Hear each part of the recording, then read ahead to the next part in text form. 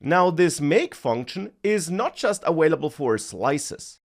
Instead, you can also use it to make maps. For example, let's say we create a courses map where I want to have string keys and then float 64 values, because I maybe plan on storing the ratings for different course identifiers. And therefore, of course, we could also name this course ratings. Now, if we want such a map here, we can of course create it by using this map literal notation here with the curly braces at the end. And then that allows us to assign new keys. We can create an empty map initially and then add keys as we need them. For example, here we could add a value for the Go course and set this to 4.7, and then maybe add another rating for the React course and set that to 4.8 or something like this. Now, of course, hopefully unsurprisingly, if we print that to the console and we run the application, we got that map output here. So this works. But we have the same potential problem we had before with this slice.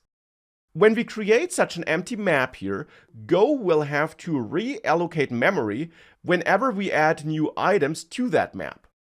And if we know, at least roughly, how many items we're going to add to that map, we can also use the make function here to create such a map. Again, we have to get rid of the curly braces, but then we can make a map like this. Now, if we just call make like this, it would work, but it would essentially give us the same result as using this literal notation does. It would give us an empty map without any pre-allocated memory. Instead, here we can also pass an additional argument to make, but unlike with make for slices, it's now not two additional arguments that can be passed here, but instead only one. Because here we can't set any empty slots. This doesn't really make sense for maps. Instead, we can just define the intended length of that map, so that again Go can go ahead and pre-allocate memory. For example, we could set this to 3. And now we can add 3 items here, let's say also angular, like this, without Go having to reallocate memory.